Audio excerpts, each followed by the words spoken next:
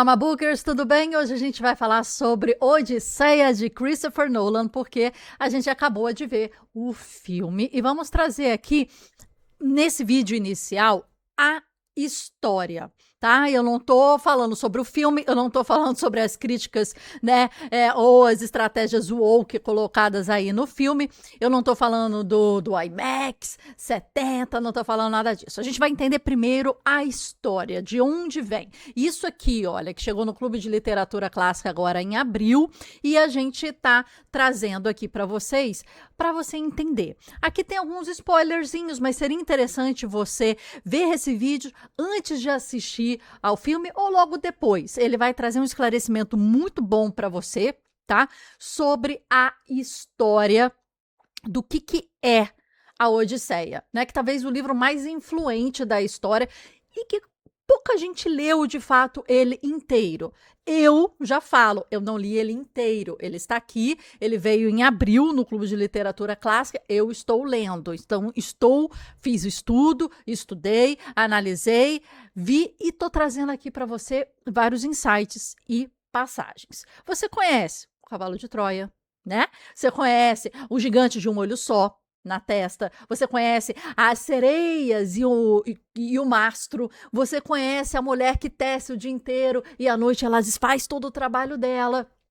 Essas histórias já estão aí, né, pela nossa vida. Você conhece isso. Eu vou colocar aqui, olha, um pouquinho do trailer pra gente ver. Vou até tirar o áudio, eu vou falando e vocês vão ver no trailer. Pra quem ainda não viu, vai se posicionando. Agora, tem um problema. Duas dessas cenas nem estão no Odisseia, né? O Cavalo de Troia aparece como passagem, como se alguém comentasse, assim, uma coisa assim, deixada de lado, né? As sereias que você imagina, com cauda, como peixe, elas não existem nesse contexto grego, elas não são assim. E você aprendeu errado e eu vou te ensinar daqui a pouco. Os próximos minutos aqui do nosso vídeo, né, a gente vai atravessar esse Mediterrâneo, né, inteiro com o Odisseu. A gente vai fazer a viagem dele juntos para entender passo a passo o que ele viveu, o que significa os símbolos, signos, significados, para deixar aquilo compreendido, para quando você vir o filme, você fala, cara, eu tô entendendo o porquê disso, né? E isso é importante. O que importa aqui é o que foi colocado por Homero em cada uma dessas passagens, né? E a ordem que ela foi feita. Porque Odisseia não é um relato de uma viagem. Ele é um relato de um mapa de retorno para casa. Não é territorial, não é geográfico. Então, antes de embarcar, a gente vai ter 7 perguntas que vão ajudar a gente a estruturar essa nossa história aqui. Tá? Então, primeiro, precisa ler Ilíada antes? Homero realmente existiu, o escritor aqui? A viagem realmente aconteceu? O que significa a palavra Odisseia, né? A viagem aconteceu ou não aconteceu? É tudo da cabeça. O que significa, né? Vamos colocar aqui de novo.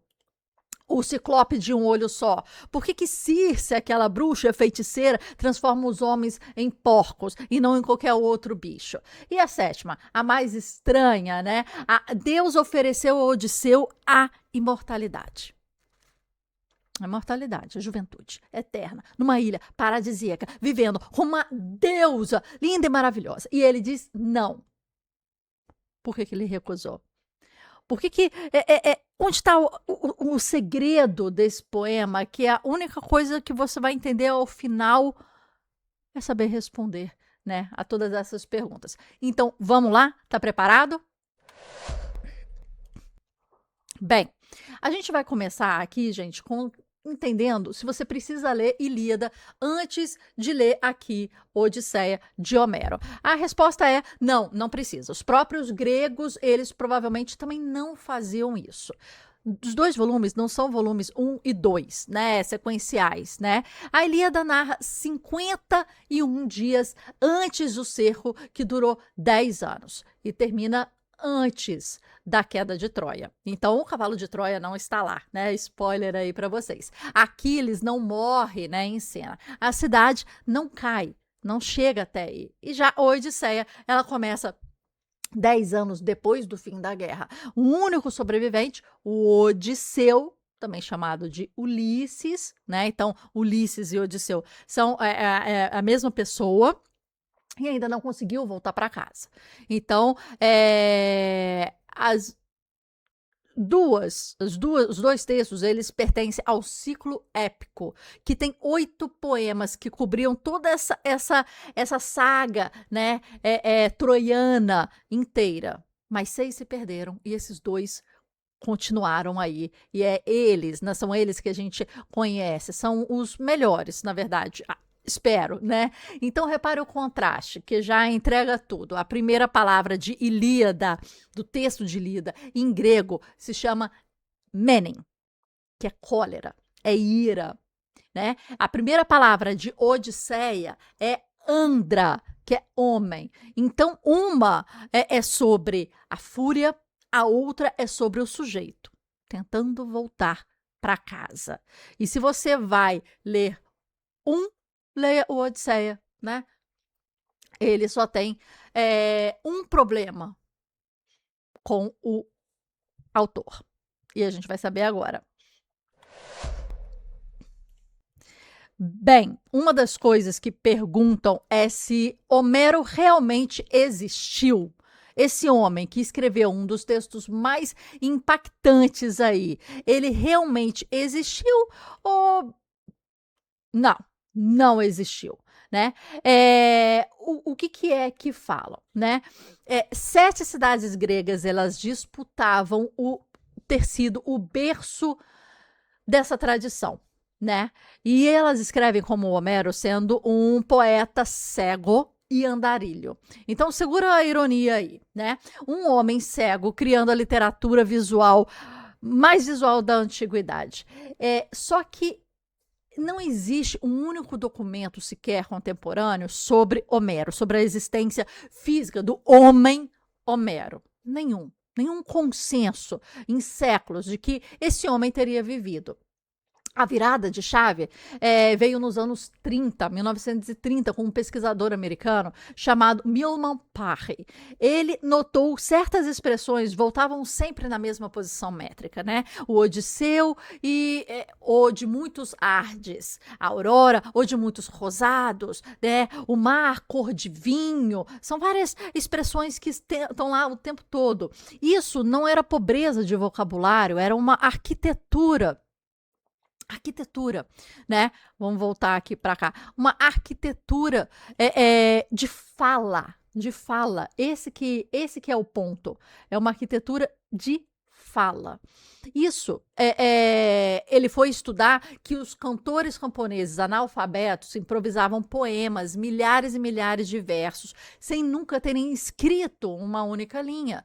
Ele entendeu que existia um mecanismo por trás. Aquelas fórmulas eram peças pré-fabricadas, encaixadas ao vivo na declamação do texto, diante de uma plateia. Homero, provavelmente, ele não escreveu Odisseia, né? Ele a cantou. Por isso a sua forma, o seu ritmo, né? Isso muda completamente a narrativa da leitura inteira. E você abre um livro, você não está lendo um autor, né? Você está lendo um depósito de uma memória de uma civilização, né? E tem ainda um detalhe muito delicioso aí, né? Dentro do próprio poema aparecem 2 cantores, né? Um deles é cego, então parece aí que o Homero, ele, se existiu, ele se colocou dentro da história. Bem, aí a gente vai para a nossa segunda pergunta aí curiosa, né? Esse mundo, ele realmente existiu? Como é que era? Contextualiza aí, Marcela, né? Pense na Grécia antiga, em que você vê mármore branco, Sócrates na praça, declamando, fazendo as suas perguntas, respondendo, a democracia. Esqueça, não é nada disso ainda, né? A Odisseia remete ao fim da era e da idade do bronze, quer dizer, quando a civilização micênica dominava o sul da Grécia, com muralhas tão colossais que os gregos posteriores acharam que os próprios ciclopes, né, os monstros grandes, de um olho só, que tinham construído, né? Esse estilo se chama até hoje muralhas ciclópicas por causa disso. Esses reinos escreviam numa escrita chamada Linear B, decifrada só depois de 1952 anos, né? Por quê? Porque as tabuinhas daquelas épocas onde eram escritos revelavam um grande segredo. Zeus, Poseidon, Hera, Atena, os deuses, né, já apareciam em registros administrativos de 500 anos antes de Homero. Então, Homero não inventou os deuses gregos, ele herdou uma religião antiquíssima. E aí vem a catástrofe. Por volta de 1200 antes de Cristo, o Mediterrâneo Ocidental ele inteiro entra em colapso. Palácios se queimam, escritas somem da Grécia por 4 séculos, e o mundo que sabia escrever esquece como escrever. E aqui que é um dado que reorganiza tudo. Quando Homero compõe, o mundo que ele descreve já era ultrapassado, já era remoto para ele, né? Tão distante quanto a Idade Média é para nós agora. E ela guarda uma lembrança de uma civilização perdida, contada por alguém que só conheceu as ruínas dela. E a guerra? Aconteceu? Em 1870, um empresário alemão que era obcecado por Homero, chamado Heinrich Schliemann, escavou uma colina na Turquia e encontrou uma cidade. Uma não, 9 cidades, empilhadas, uma embaixo da outra, né? Uma camada mostra a destruição violenta, né? Por volta de 1180 antes de Cristo, porque são achadas pontas de flechas, incêndios, esqueletos que não são sepultados. Houve uma cidade, houve fogo, houve disputa por uma rota comercial estratégica, possivelmente. Uma guerra de 10 anos por causa de uma mulher bonita, que é isso que falam? Isso parece mito. Isso parece algo floreado demais. Mas cuidado com essa palavra mito, né? O mito, ela para o grego, naquela época, mitos não era mentira, né? Se a gente fala hoje, é mito ou é verdade, né? Era, na verdade, um relato fundador. O mito era algo mais sério do que dizer a verdade. Então, naquela época, aquilo parecia que era um mito, mas não no conceito de mito que a gente tem hoje, entende? Bem, a gente está falando aqui de coisas muito interessantes, né?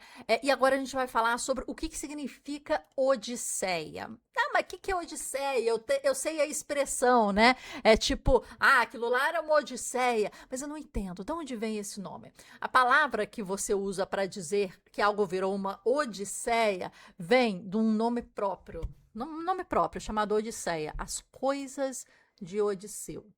E o nome Odisseu, ele esconde aí um grande segredo, né? No canto 19, o Homero, ele vai explicar aqui que quem batizou o Odisseu foi o seu avô materno, Autólico, o nome dele.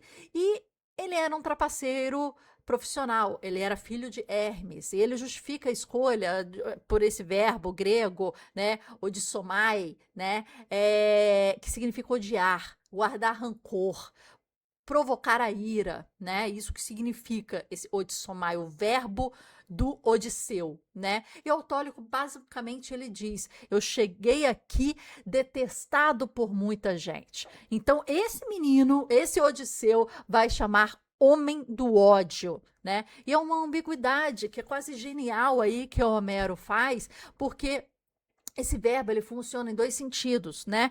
O Odisseu é aquele que odeia e é aquele que é odiado. Ele carrega no próprio nome o motor da trama inteira, tá? Então, tem ainda um epíteto que define essa personagem logo no primeiro verso. Se chama polítropos, literalmente, de muitas voltas, né? Então, por ser o que viajou muito, o versátil, o astuto, demais para merecer confiança. Esse era o significado, né, de Odisseu, né? Era o odiado, que viajou muito para ganhar confiança, era muito inteligente. Então, Emily Wilson, né, a primeira mulher a traduzir o texto da Odisseia para o inglês, ela resolveu assim, um homem complicado. E isso gerou um bafafá naquela época, porque é, ele é um homem complicado, ele mente com naturalidade assustadora, ele chora o tempo todo, ele trai, ele chantageia, ele engana, ele chora de novo, ele não é um herói, né? Ele é o primeiro herói ocidental que não é admirável o tempo inteiro, né? Ele é quase que um anti-herói e um herói, né? Ele é exatamente por isso que ele é tão moderno assim e tão atual assim. Bem, próxima pergunta, nostos, né? A palavra que explica tudo. Se você guardar um conceito grego desse vídeo que a gente está fazendo, guarda esse conceito, nostos, retorno. Porque essa história de um retorno, o retorno de um herói ao seu lar depois de uma guerra. Existia um gênero inteiro de poemas com esse nome, sobre generais gregos que estão voltando de Troia e todos se perderam. A Odisseia é o único sobrevivente. Agora, some essa palavra, uma outra palavra chamada algos, que é dor. Então, nostos mais algos da nostalgia, a dor do retorno, uma palavra que a gente tem hoje em dia, né? E aqui que está o detalhe que ninguém espera. Essa palavra não é grega antiga, ela foi inventada 1680 anos, né? Por um estudante suíço de medicina, Johannes Hofer. Ele que inventou a palavra nostalgia para descrever, na verdade, sendo um estudante de medicina, uma doença que ele costumou haver como recorrente de mercenários que estavam longe de casa. Então, quais são os sintomas? Melancolia, febre, insônia, recusa alimentar e morte. A nostalgia nasceu como um diagnóstico clínico, uma doença que matava. E o nostos de Odisseu, ele não é geográfico, né? Ali a gente não está falando de um retorno geográfico. Ah, viajou para Troia, voltou de Troia. Porque essa viagem levaria uma semana. Uma semana. E você vai ver que a viagem dele é gigantesca. É uma viagem de recuperação do que ele era, do marido, do pai, do filho, do rei, do dono de uma casa. Ele está querendo voltar para onde ele deixou, para onde que ele se identifica. O negócio é quando você deixa por 20 anos, você acha que você vai voltar para o mesmo lugar? As coisas mudaram. O filho que era bebê está um homem feito. A mulher está alargada. O reino está vazio. A cadeira do rei está vazia. Ele era rei, né? Os gregos chamavam esse conjunto de marido, pai, filho, etc., de oikos, né? Que é a raiz da palavra economia, a lei da casa, e a raiz da palavra ecologia, o estudo da casa, né? E voltar para ele, voltar para essa casa, para esse oikos, é remontar a identidade despedaçada. Existe aqui uma tensão de uma estrutura épica grega inteira. Nostos, retorno, contra Cleos, desculpa. Nostos e Cleos. Cleos é a glória, é a fama imortal, é o nome que sobrevive o corpo, é o Aquiles, que escolheu Cleos, escolheu morrer jovem para ter Cleos, glória, né? E o Odisseu escolhe o contrário. Ele passa 20 anos recusando a glória para conseguir voltar para casa. A Odisseia é um poema que divide, que ele decide que o cotidiano, o retorno, a casa dele vale mais do que a eternidade, do que a glória, que é a fama. E isso vai voltar de forma devastadora quando a gente chegar em Calipso, né? A deusa. Então, guarda isso aí por enquanto. Bem, próxima pergunta. As duas chaves importantes para você fazer a leitura do Odisseia. O Odisseia, ele não começa no começo da história. Ela começa falando 40 dias para o fim. Tá? O Odisseu já enfrentou todo mundo. Enfrentou o Ciclope, já desceu o mundo dos mortos, ele já perdeu a tripulação inteira, ele já passou por tudo, todas as provações que ele tinha que passar, que a gente depois vai falar rapidamente. E o poema abre, ele está preso na ilha de Calipso há 7 anos, chorando de frente ao mar.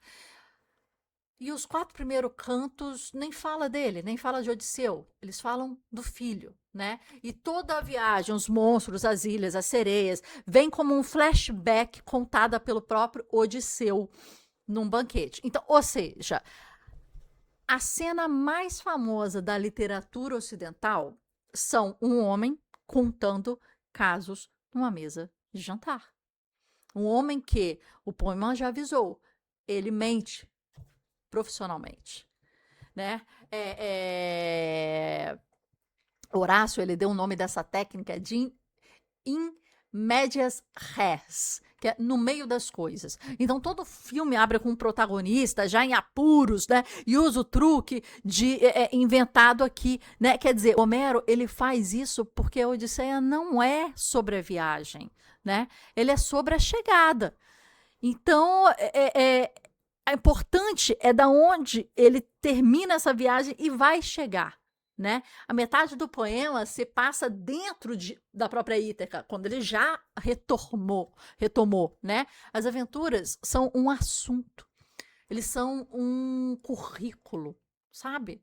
Que ele tem. A segunda chave da leitura, ela explica todos os monstros, né?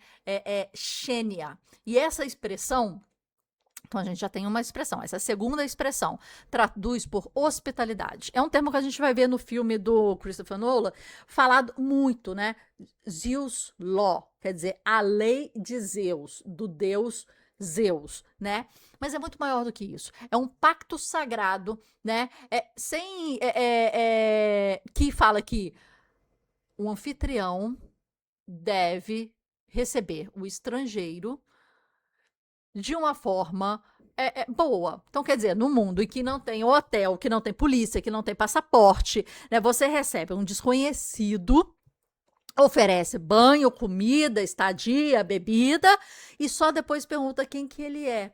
Você dá primeiro um presente, né? Você escolta na saída, né? E quem fiscaliza era o próprio rei dos deuses, o Zeus, Xênios, né? Protetor dos estrangeiros. Então, violar essa lei de Zeus, né, a Xênia, que era chamada, não era falta de educação na época.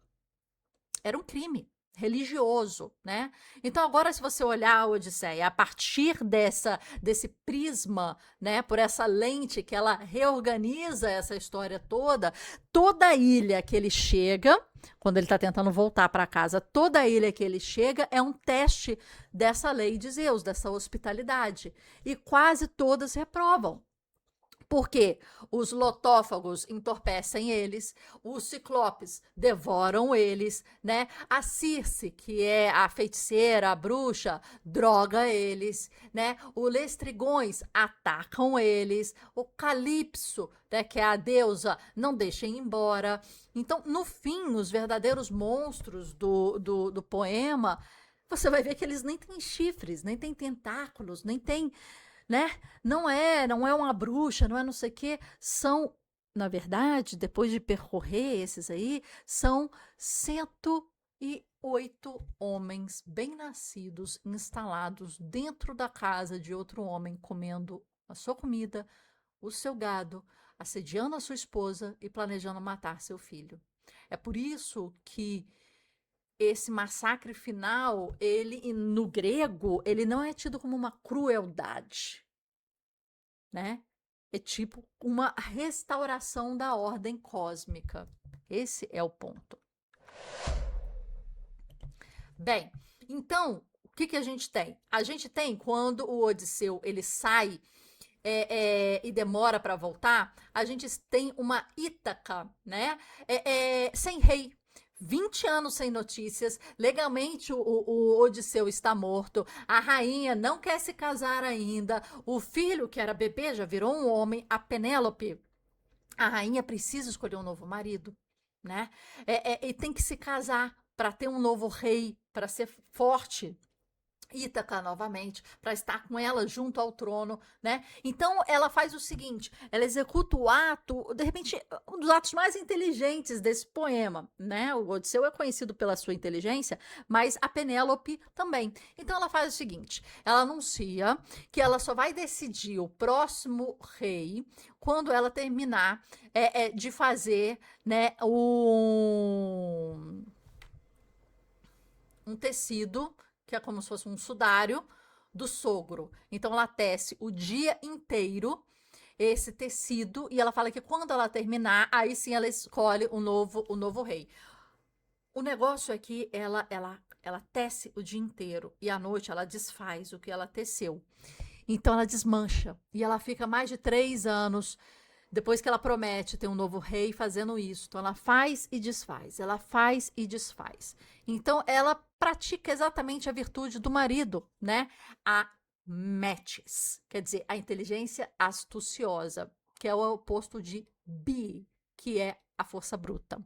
Então aí a gente vai ver personagens com uma metis muito grande. Aquiles, no Elida, ela tem a bi, tem a força, né? Você vê no filme antes era pelo, como é que é? Brad Pitt, né?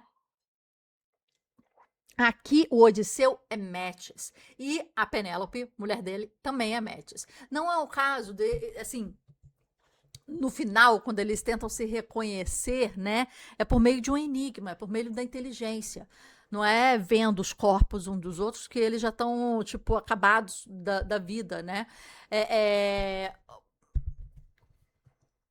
é, é a partir da inteligência que ele se reconhece. E o nome dela, Penélope, vem de pene, que é fio, que é fio da trama, né? Ela é literalmente a mulher do fio, esse é o nome, né? É tecer a metáfora grega para narrar. Então, tanto que na nossa palavra hoje, né, vem do latim, vem textus, que é tecido, que Penélope ela tece e ela desfaz, e Homero constrói e ele adia. Então a rainha faz, né, com a lã o que o poeta faz com a trama.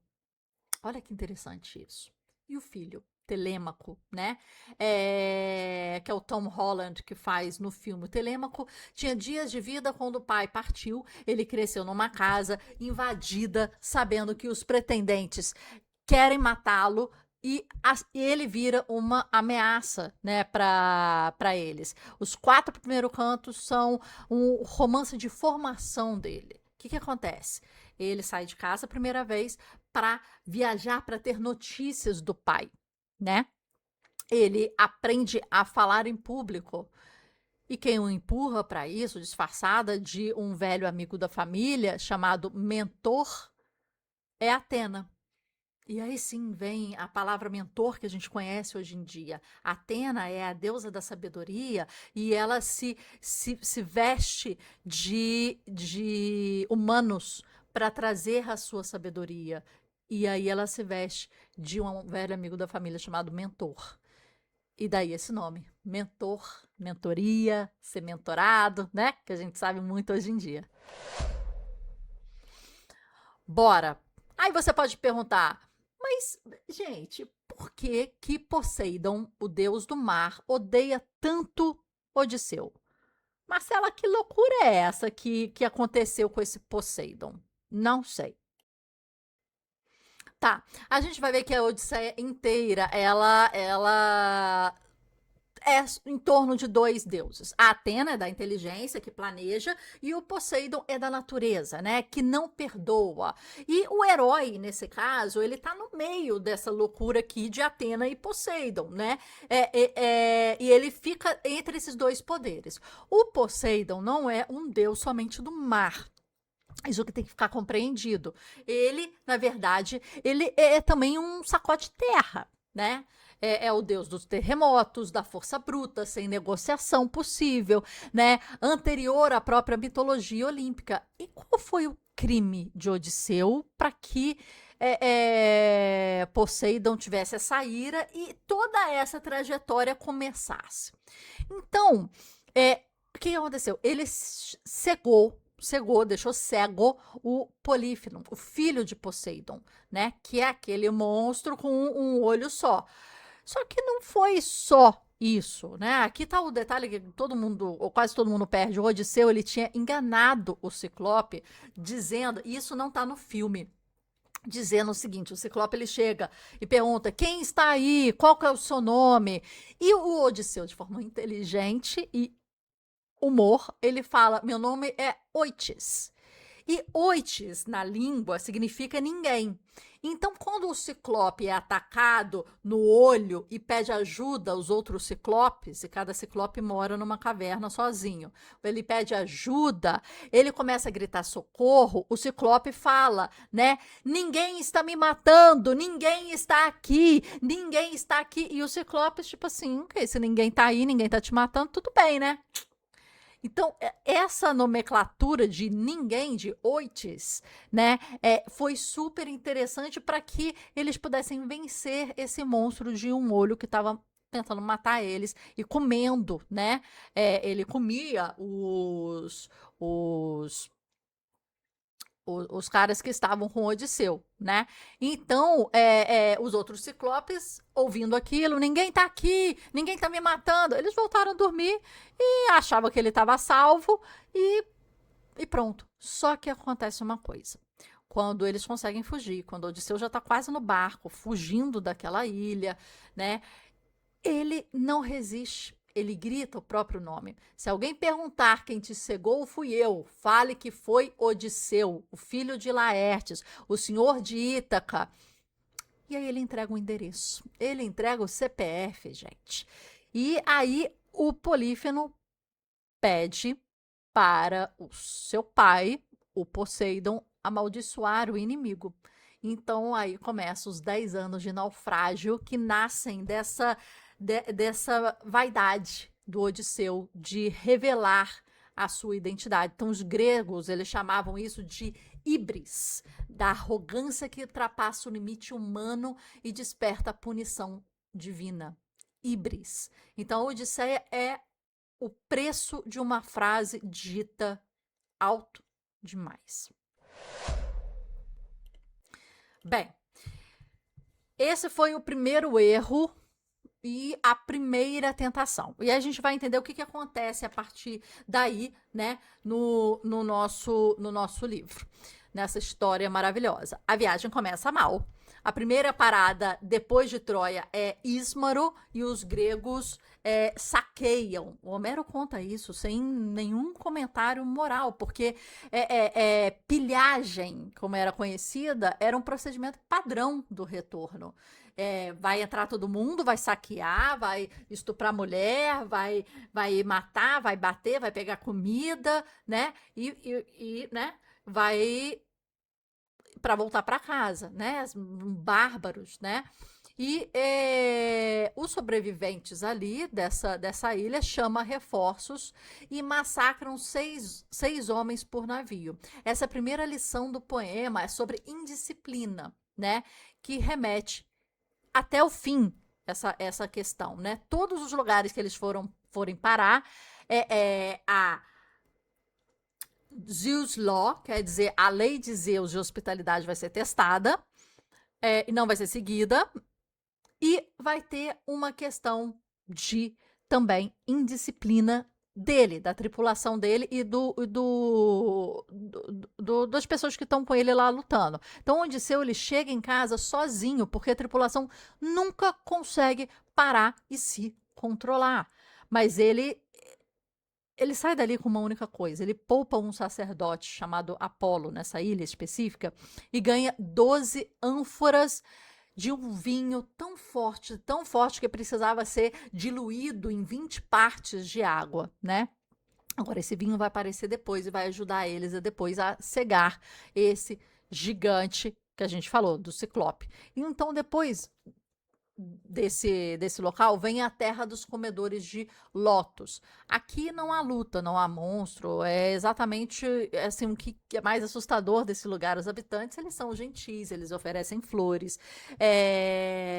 Só que quem come essa flor de lótus, ela perde na hora a vontade de voltar para casa, né? Então, não a memória, mas a atenção e o desejo, né? Então, o Odisseu, ele precisa que os homens, né, arrastar os homens chorando para o navio e amarrá-los nos bancos, né, em que eles remam, para lembrá-los que eles têm que voltar para casa. Então, o primeiro inimigo do retorno não é um perigo em si, ele é o conforto. Ele é um entorpecimento agradável, né, que dissolve a ambição de chegar em algum local. 3.000 anos depois, ninguém escreveu uma metáfora melhor para o vício, para o escapismo, né, para a tela infinita, para essa coisa que a gente tem aqui do scroller, né?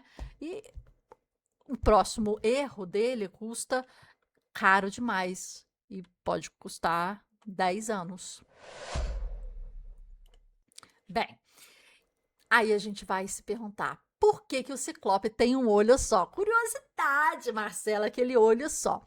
No mundo, né, todo mundo conhece a cena, mas quase ninguém pergunta o motivo disso, né? Aquele monstro grande de um olho. E por que na testa também, né? Ele tem um olho, tem um nariz meio torto, sim, e tem uma boca. Mas por quê?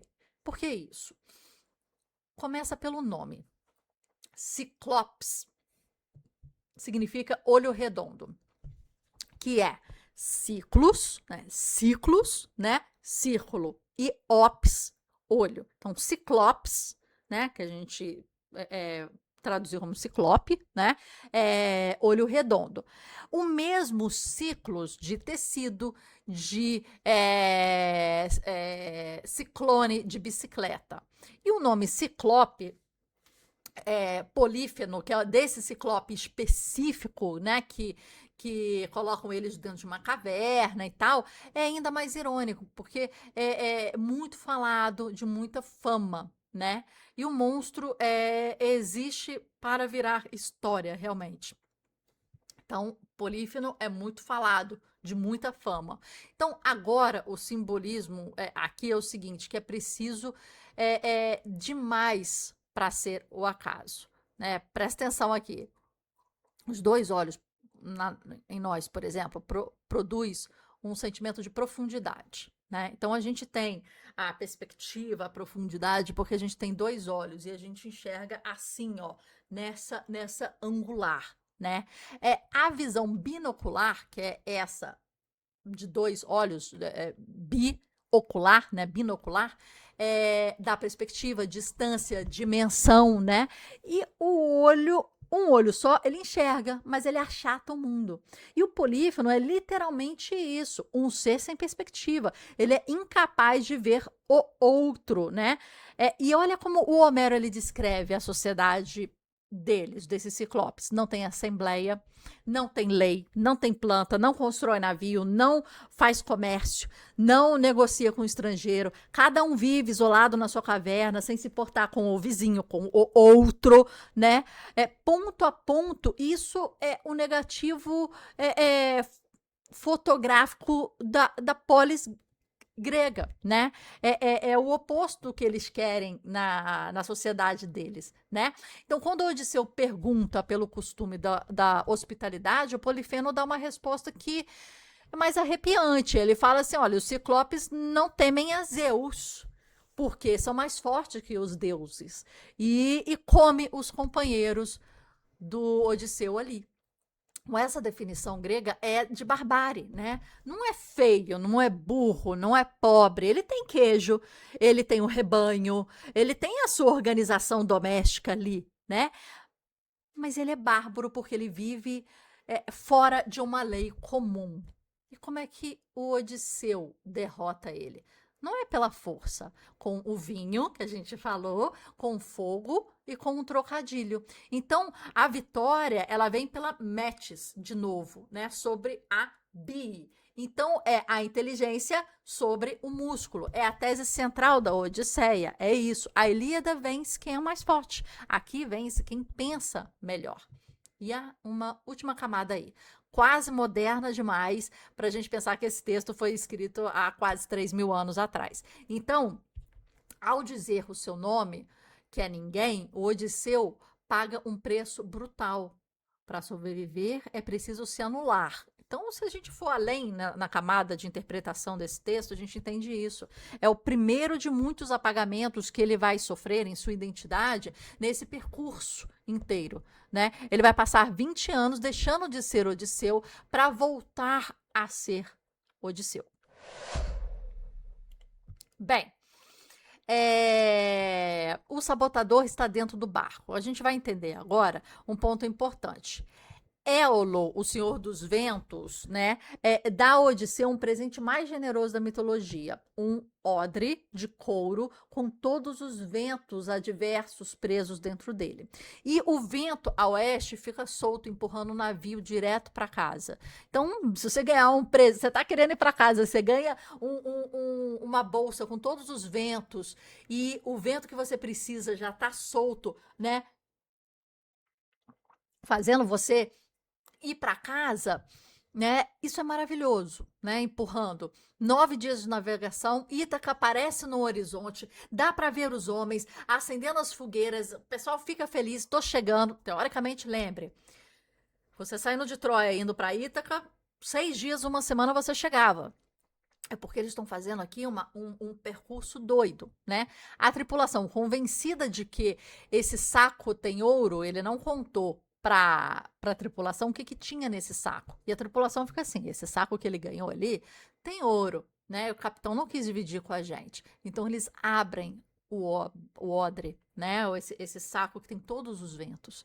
E todos os ventos escapam de uma vez só. E a tempestade joga o navio de novo para o ponto de partida. Então eles estão chegando. Só que isso é um símbolo impiedoso. Às vezes o obstáculo não está no mar. Às vezes o obstáculo está no próprio barco. Está na própria casa, está dentro de nós, né? O Odisseu ele perde tudo porque nunca contou a verdade para sua equipe. E aí depois vem o Lestrigões, né? Os gigantes canibais numa enseada de boca estreita, né?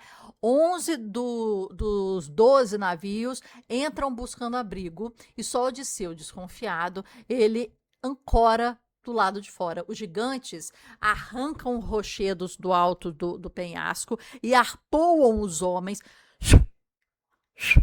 né, da água como se fossem peixes. 12 navios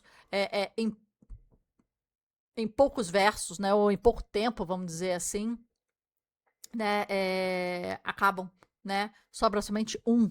E é com ele que começa a parte mais estranha da viagem. Bem, aí a gente chega a feiticeira ou a bruxa, né? Circe, que transforma homens em porcos.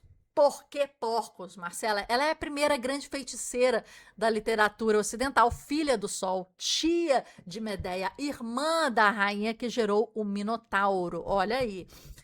É uma linhagem inteira de mulheres perigosas. Então a Circe, ele recebe marinheiros, oferece mel, queijo, comida, vinho, cevada, são bem tratados, né? O Zeus Law, a lei de Zeus aí tá ok, né? Mas ela depois transforma eles em porcos. Agora a pergunta que muda tudo, por que porcos? Porque, né, o Homero deixa bem claro que são porcos. Poderia ser qualquer outro animal, né? Primeiro, porque o porco é o animal doméstico grego por excelência. Então, hoje a gente tem cachorro, mas antes era muito porco que tinha. Criado para ser comido. Então, ele é criado para ser comida depois, né? Então, virar porco é rebaixado de sujeito a alimento, né? De hóspede a carne, né? Segundo ponto, porque o porco carrega o apetite puro, comer sem medida, do gozo, sem freio, né? E o Circe, ela não muda a natureza das pessoas, ela revela, né? Então ela dá forma exterior ao que naquela tripulação vencendo desde Ismaros, né, o primeiro, né, porto deles, né, os homens que não controlam os seus desejos, os homens que não controlam a si próprios, fazem coisas atrozes, né? E tem um detalhe que quase todo mundo esquece e que é a marca do gênio, né, de Homero. Eles mantêm a mente humana. Então vira porco, mas mantém a mente humana, né? O texto diz em todas as palavras que eles conservam o entendimento, né, das suas mentes. Então eles sabem o que aconteceu, eles estão cientes que eles estão encerrados, modificados em corpos de animais, né? E isso aqui não é fábula infantil, é um horror existencial, imagina, né? A definição mais antiga do que temos da consciência aprisionada pelo instinto. E aqui o antídoto a isso vem de Hermes, é uma planta chamada mole, que é uma flor branca com uma raiz negra, né, que Homero diz ser muito difícil arrancar para os mortais, né? E com ela o Odisseu resiste ao veneno, enfrenta a feiticeira e resgata os seus companheiros. Esse é o desfecho mais desconcertante de todos, porque eles ficam 1 ano nessa ilha. Cada parte que eles param, eles ficam bastante tempo, né? Assim, parece que é rápido, né? Vi uma feiticeira doida, foi transformada em porco e não, é tipo, corrido, viu o perigo, correu? Não. Ali é tempo que fica ali, né? 1 ano na cama dela, né? São os companheiros que precisam lembrar que existem uma casa esperando. E o Homero recusa o herói impecável, né? Ele sistematicamente ele recusa ser o herói perfeito. Ele não é, né? Ele mantém um poema, isso mantém um poema vivo 3.000 anos, né? Bem, falamos de porcos, falamos de muita coisa.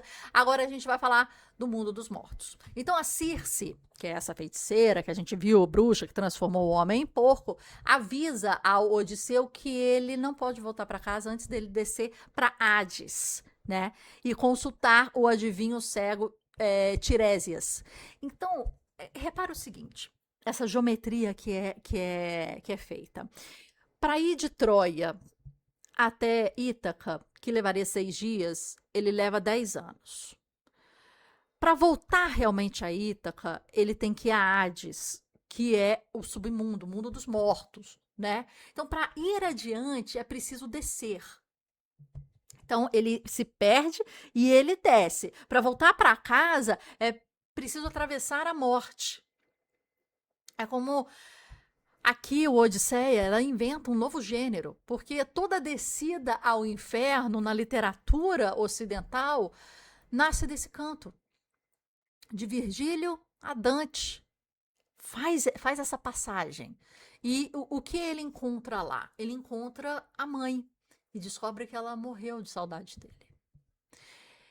Ele tenta abraçá-la por 3 vezes e não consegue, ela escapa. O Odisseu encontra Agamenon. E o comandante supremo da guerra, ele fala que ele voltou vitorioso. Ele conseguiu voltar muito tempo atrás, ele não está 10 anos perdido, igual o Odisseu, mas ele foi assassinado pela própria esposa numa banheira no dia do seu retorno triunfante. E a gente guarda isso porque isso explica o porquê que o Odisseu vai voltar a Ítaca disfarçado. O poema já mostra o que acontece se você chega não anunciado. Ele encontra também, além da sua mãe, além da Agamenon, Aquiles, né, o maior feiticeiro, guerreiro de todos os tempos, o da Ilíada, o homem que trocou a vida pela glória eterna. E agora é rei dos mortos. E o Odisseu pergunta para consolá-lo, né? Dizendo que ele reina em Hades. Que legal isso, Aquiles. E Aquiles responde numa frase que demole a Ilíada inteira, sabe? Preferia ser servo braçal de um camponês sem terra no mundo dos vivos do que reinar todos os mortos. Então aqui o herói máximo da tradição grega declara, né? Do outro lado, que a glória não valeu a pena. E o Homero está aqui corrigindo o próprio poema anterior, o Ilíada, né? E essa tese vai ser testada muito em breve com todas as forças nos próximos capítulos. E aí a gente entra nas sereias, né? É hora de desfazer o maior mal entendido da mitologia ocidental. Sereias de Homeros não têm cauda de peixe, minha gente. Não. A arte grega, né, em vasos, em túmulos, em esculturas, elas são mulheres pássaros. Você achou que era peixe, né? Elas têm cabeça, bustos de mulheres, mas as garras e as asas de aves, né? A cauda de peixe foi invenção medieval, uma fusão muito tardia com criaturas do folclore nórdico, que levou mais de 1000 anos para as sereias saírem do ar e entrarem na água, né? Isso foi um mal entendido, né, que aconteceu, e elas não oferecem sexo, isso é outra coisa, né? O que elas fazem? Elas cantam, e esse canto é uma promessa de conhecimento, né? Dizem, opa, tá vivo aqui. Elas dizem saber o que aconteceu em Troia e tudo o que aconteceu sobre a terra fértil. Prometem que quem ouvir os seus cantos vão saber demais. E ela não seduz o corpo, ela seduz a curiosidade, a mente, a dopamina, a vontade de saber, o que é infinitamente mais perigoso do que o corpo. Porque ela acerta em cheio no fraco do Odisseu, que é Metis, né? É o homem que se define pelo saber, pela astúcia, né? Por ver o que ninguém viu antes.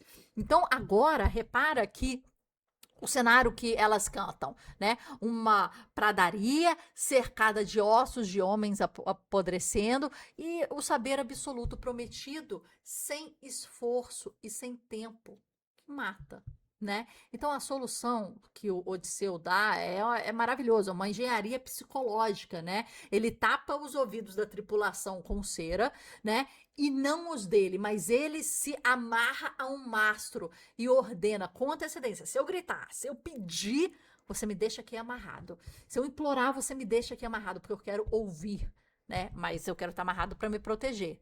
E aqui, a Adorno e o Horkheimer, na dialética do esclarecimento, quando ele analisa, eles transformaram essa cena numa das alegorias filosóficas, né, maiores do século XX, né? Para eles, ali nasce o sujeito moderno, né?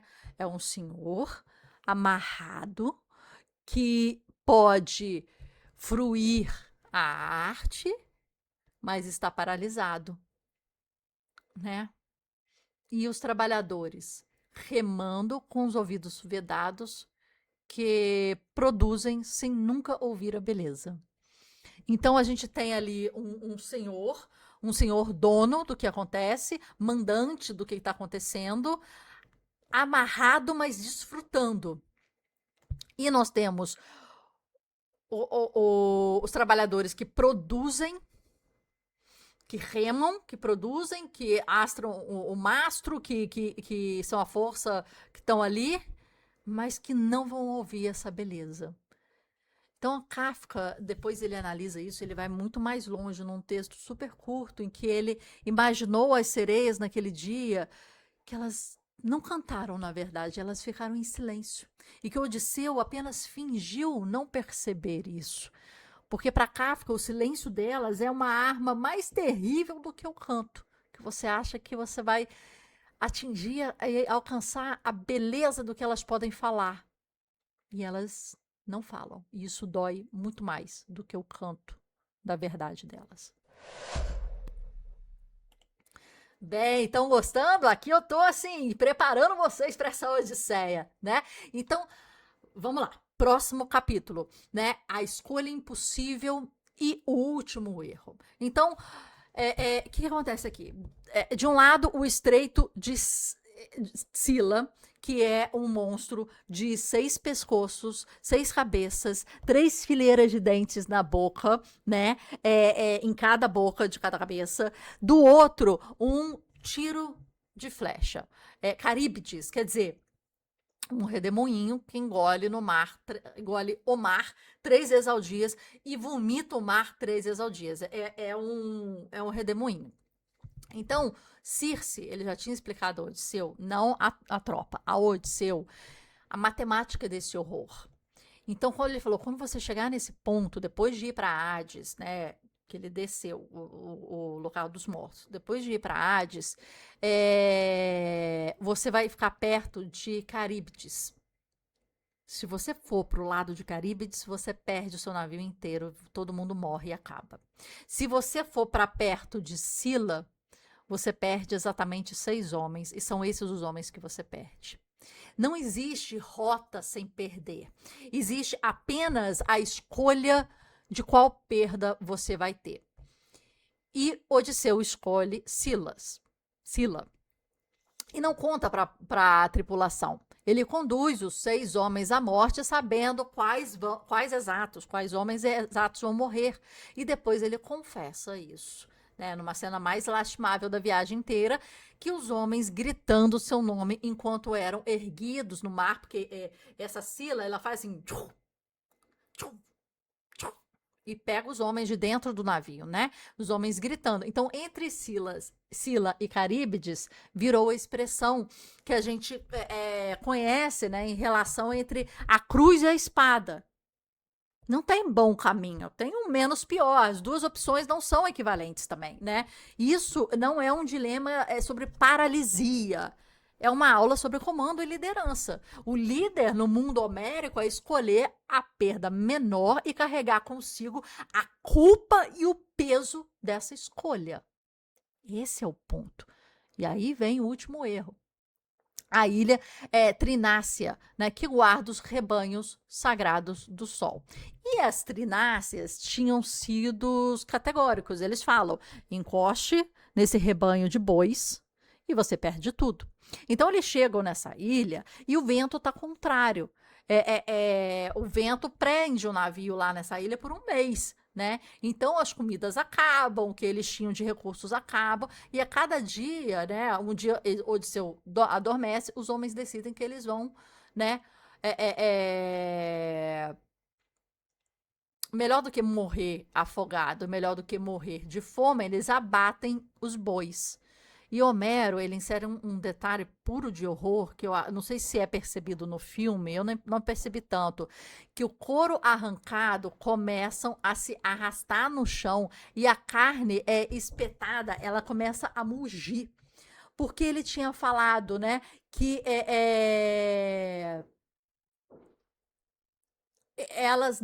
esses bois não nascem e não morrem. Então, essa carne não morre, essa carne continua mugindo, né? E aí, um raio, como eles fazem isso, que é a indisciplina, de novo a gente tá vendo a indisciplina, Zeus parte o navio quando eles zarpam e todos morrem. Então, reparo que Homero, ele fez ao longo dos 12 cantos, né?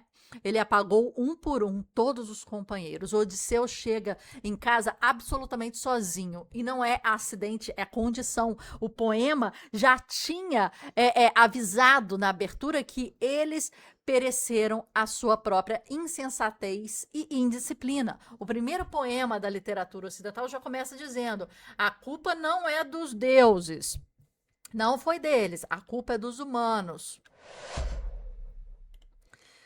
Bem, chegamos ao momento que a maioria dos resumos trata como uma pausa romântica, que é, na verdade, o coração filosófico da obra. É uma ninfa chamada Calipso que encontra o Odisseu naufragando na ilha e leva para a ilha dela, né? Ogígia. O nome dela vem do grego chamada calipto, que é cobrir, ocultar, esconder. Né? Que é muito diferente de Apocalipse, que que é não, Calipse, né? Calipso, né? Esconder, então não esconder. Então, um Apocalipse é a tirada do véu e a revelação, né? E a Calipso, que é essa ninfa deusa, ela revela. Então, o que, que ela é? Ela é a deusa do esquecimento personificado, né? Ele passa 7 anos numa ilha fora dos mapas, fora do tempo, fora da memória do mundo. E ela oferece o que nenhum outro personagem da mitologia grega jamais ofereceu a um mortal. Ela fala com ele, ela faz um acordo.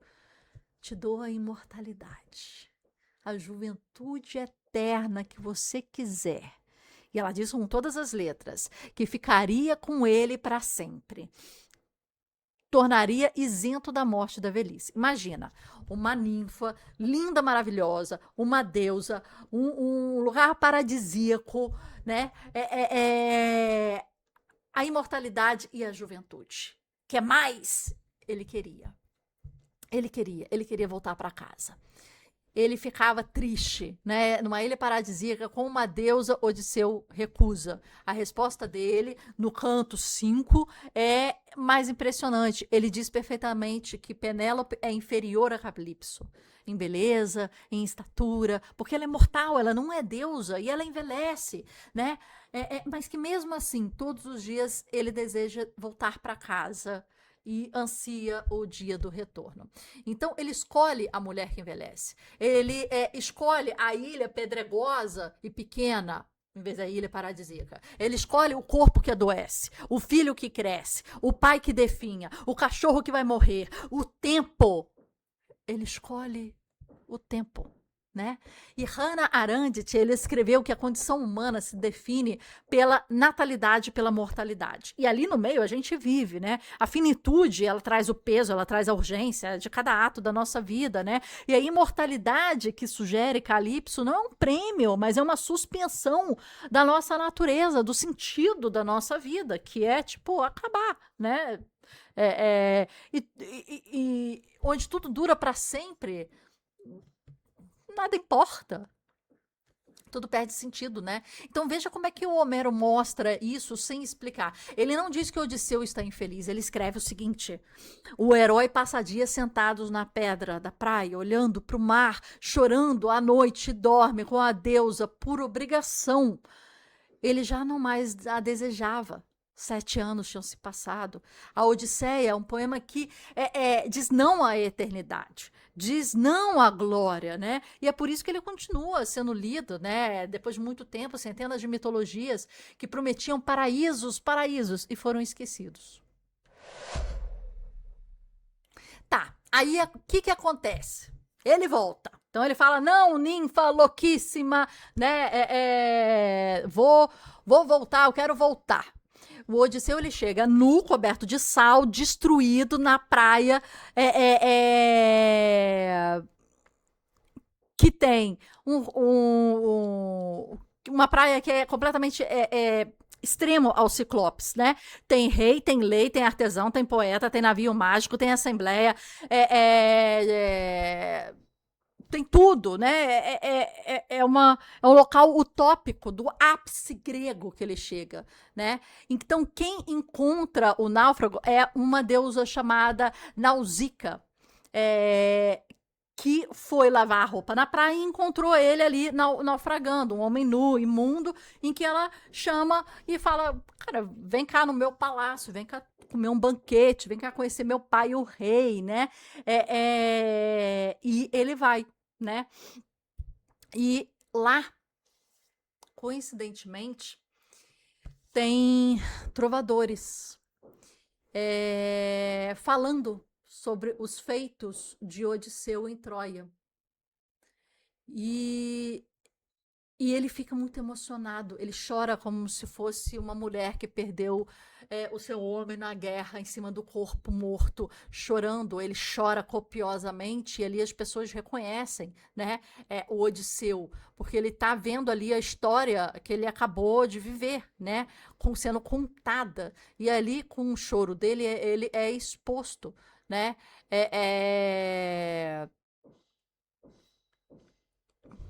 e isso é muito emocionante. Bem, Por que ele volta disfarçado?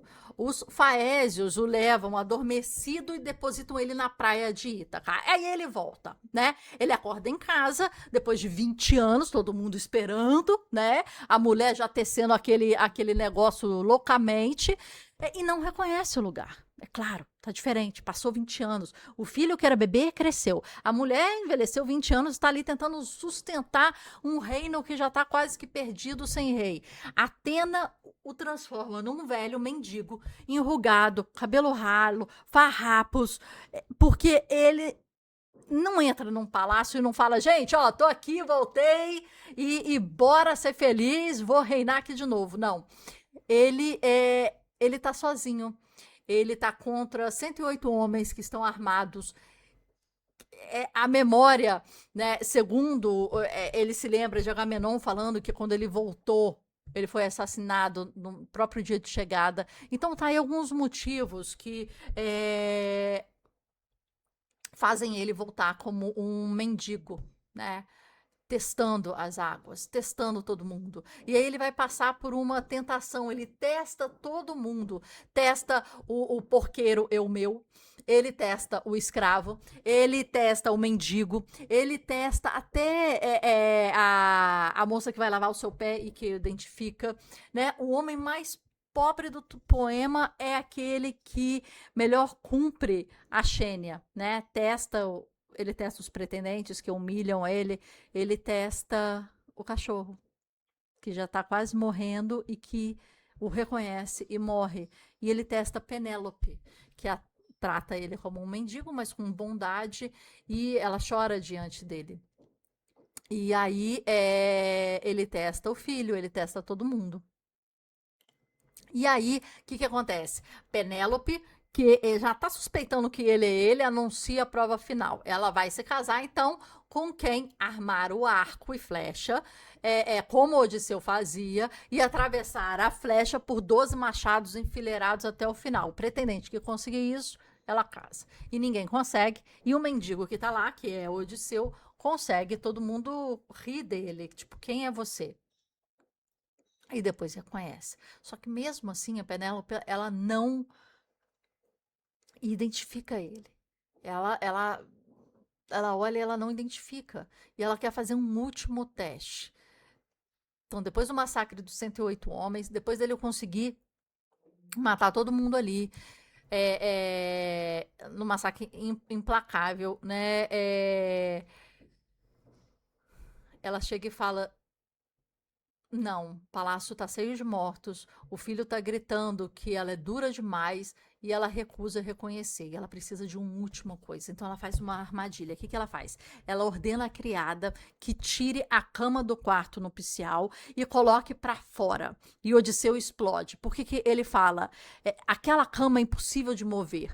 Porque ele construiu aquela cama com as próprias mãos ao redor de uma oliveira viva dentro do quarto, cujo o tronco ele aparou e transformou num leito, erguendo o quarto em volta de uma árvore que existia. Então, era impossível tirar essa cama e arrastar a cama para lá. Aquela cama que era aonde eles se amavam, era o centro, né, dessa casa, desse amor, não tinha como movimentar aquilo. E aí, assim, um segredo de um casal revela a Penélope quem ele realmente é. Então, a potência desse símbolo, o leito do casamento como uma árvore de raiz enraizada no chão, que não pode ser removido, que não pode ser comprado, que não pode ser arrastado, que não pode ser levado embora, é um oposto absoluto de 7 anos numa ilha flutuante com uma deusa, sabe?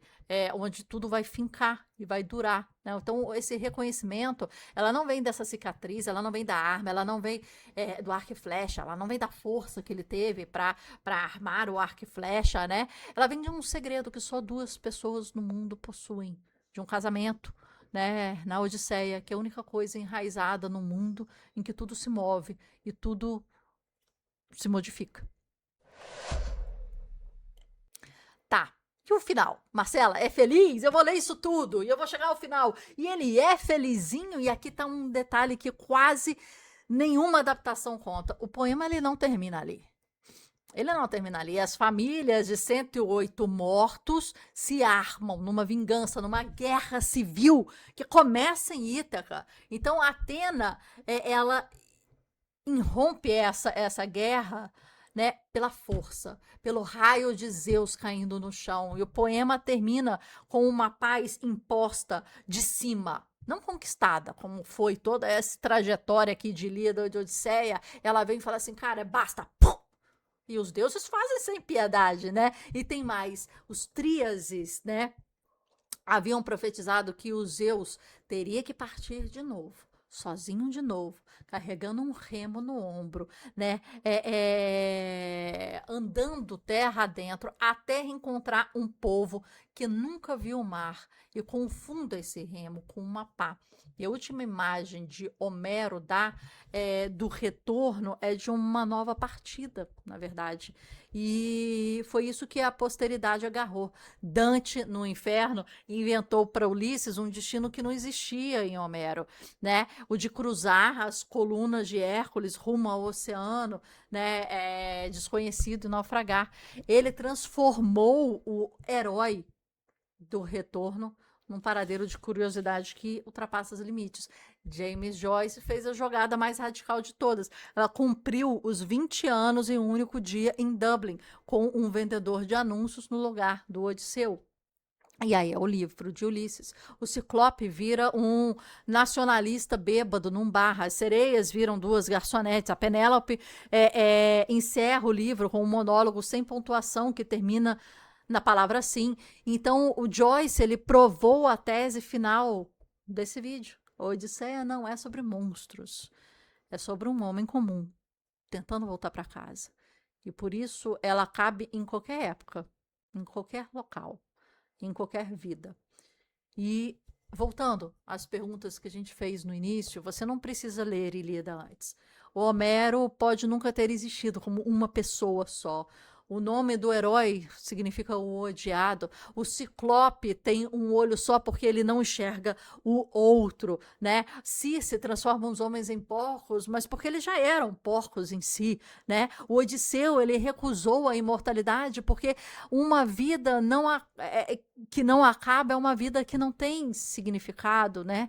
Então agora junte todas as ilhas em ordem em que Homero as colocou e ela aparece no mapa que não é no Mediterrâneo, né? É um mapa diferente, é um mapa dentro, é um esquecimento confortável de lotófagos, é a brutalidade dos ciclopes que comem, né, as cabeças dos humanos, é a desconfiança da própria equipe, né, que fazem os ventos fazerem que eles retomam ao ponto de início, né, é o apetite que engole a razão, né, e a indisciplina que faz eles, né, perderem os sentidos todos, é a tentação do saber absoluto, é a escolha entre duas perdas, né? E no fim, a oferta mais sedutora de todas é parar de envelhecer, é parar de tentar, é ficar. E a cada ilha é uma coisa que impede o ser humano de chegar onde ele decidiu chegar. E é por isso que a palavra virou um substantivo tão comum, né? Quando alguém diz que é uma verdadeira odisseia, né? Essa pessoa ela está usando, sem saber, um poema de 3.000 anos como unidade de medida da dificuldade humana. Esse é o ponto. E o Odisseu leva 10 anos para cobrir uma distância que de navio seriam 6 dias na época, uma semana, e porque essa viagem nunca foi geográfica, essa viagem, ele não estava atravessando o mar, ele estava aprendendo a ser digno da casa que o esperava. E quando finalmente ele chega, ninguém o reconhece, nem a esposa, nem o pai, nem os criados, só um cachorro moribundo com uma cicatriz antiga. E talvez esse seja o verso não escrito em Odisseia. Ele não volta para casa, né? Você volta para o outro, você volta para se provar, um a um, para cada pessoa que ficou, que você ainda é você. Debaixo de tudo aquilo que mudou, você continua, a sua essência continua. E esse vídeo te fez enxergar a Odisseia de um outro jeito. Eu espero que sim. E eu quero que você escreva aqui para mim em qual ilha né, você acha que parece mais atual? Responde uma coisa, entre a ilha Calypso e a ilha e a viagem de volta. A Calypso, a deusa do esquecimento que te fala da eternidade, da juventude, de tudo. Qual você escolheria? Porque, na verdade, o Odisseu, ele tá, no fundo, respondendo a essa pergunta há 3.000 anos. O que você escolheria?